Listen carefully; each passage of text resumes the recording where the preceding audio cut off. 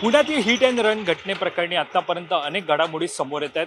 आतापर्यंत या घटनेत 10 जणांना अटक करण्यात आली आहे. याशिवाय आरोग्य विभागही या घटनेवरून टीकेच्या केंद्रस्थानी आलेला आहे. विरोधक या घटनेवरून आरोग्य विभागावरती टीका करतच आहेत. मात्र या सगळ्यावरती जनतेचं मत काय हे आपण या व्हिडिओच्या माध्यमातून जाणून घेऊयात. नमस्कार, मी वैभव पाटील, भाय महानगरमध्ये आपलं स्वागत.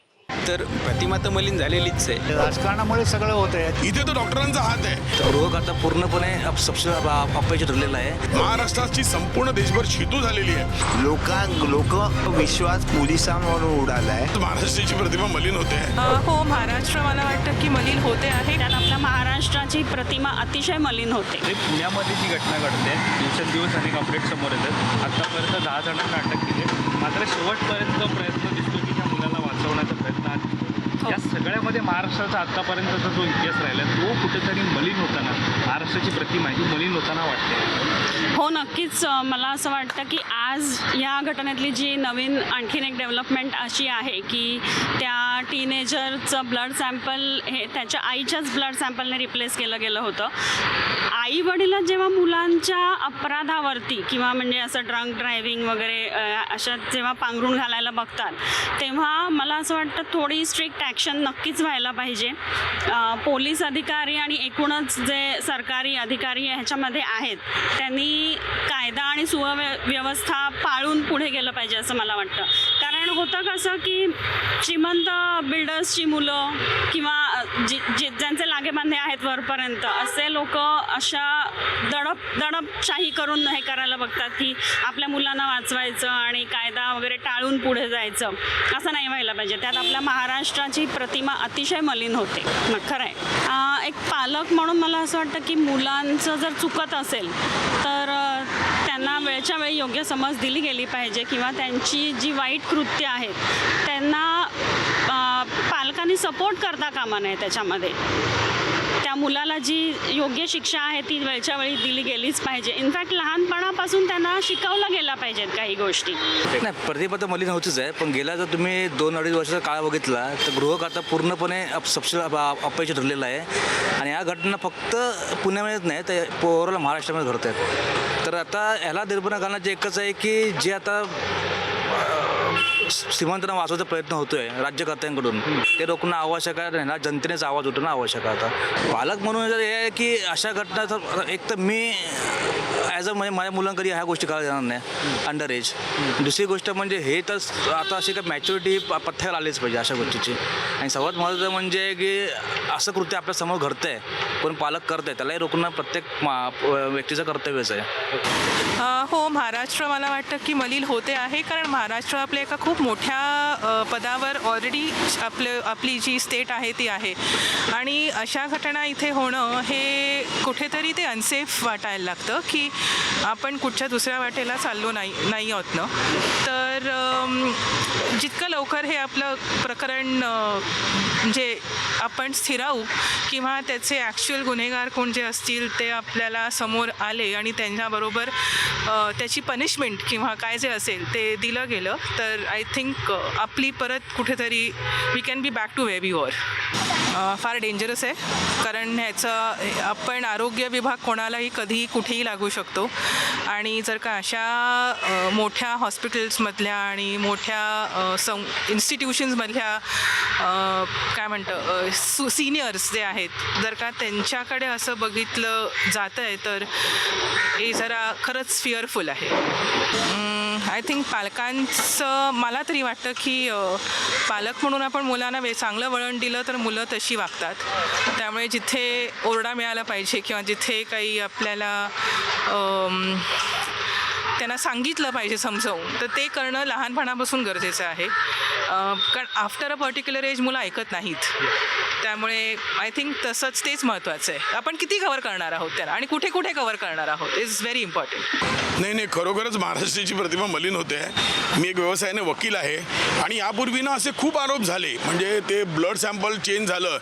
मालेगाव स्फोटाच्या स्फोटामध्ये त्यांनी ते रिपोर्टच बदलल्याचं आलं. मालेगाव 8मध्ये आलं की RDX ठेवून ते रिपोर्ट घेत आहेत, त्याचे FSL रिपोर्ट घेत आहेत. इथे तर डॉक्टरांचा हात आहे. असं हे झालं असतं तर एखाद्या ओला चालवणाऱ्या माणसाकडनं दारूच्या नशेत नाही घर चालवण्यासाठी त्याला इतकी मेहनत करावी लागते, 24 तास टॅक्सी चालवावी लागते आणि मग त्याला कधीतरी डुलकी लागली आणि त्याच्याकडून हे घडलं तर त्याच्यासाठी इतकी सगळी यंत्रणा त्याला वाचवायला कामाला लागली असती का?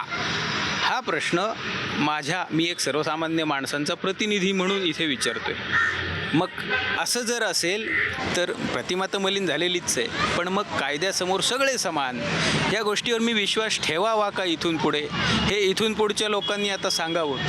माझ्यात मनात शंका यायला लागली, ठेवावा का या गोष्टीवर विश्वास? पालक म्हणून मी दोन्हीकडच्या, पण अर्थातच ती जी 2 मुलं रात्री फिरत होती त्यांना मी पूर्णपणे हे करतो असं नाही. त्यांनी पालकांनीही लक्ष ठेवायला पाहिजे किंवा त्यांचे पालक लांब असतील कुठेतरी, तर ज्यांच्या विश्वासावर त्यांनी ठेवलं होतं त्यांची जबाबदारी होती की अशी रात्र अपरात्री फिरू नये त्यांनी कुठे. कुठल्याही दृष्टीने सेफ नसतं ते. पण म्हणून एक अल्पवयीन मुलगा दारू पिऊन गाडी चालवतो आणि तो असं प्रकारे त्यांना उडवून ठार मारतो वगैरे, हे तर कुठल्याही दृष्टीने अक्षम्यच आहे, अक्षम्यच. म्हणजे त्यांची चूक होती असं मी म्हणणार नाही. ती काय पहिली मुलं नव्हती 2, यापूर्वी आणि त्यानंतरही रात्री 3 वाजेपर्यंत फिरणारी मुलं आहेतच की. काळजी घेतली असते बरं झालं असतं त्यांनी, एवढंच माझं म्हणणं आहे. पण ह्या बाबतीत म्हणाल तर पूर्ण दोषी जर भारतीय कायदा त्या मायनर असल्यामुळे त्याला जन्मठेप देऊ शकत नसेल तर या बापाला जन्मठेप दिली पाहिजे. नाही, कारण काय झालं, हे पुण्यासारख्या ठिकाणी असं जर का जे होतं आहे आणि मराठी माणसावर जर का अन्याय असा होत असेल आणि राजकारणामुळे जर का कोणाचा असा बळी होत असेल तर हे व्यवस्थित नाही आहे.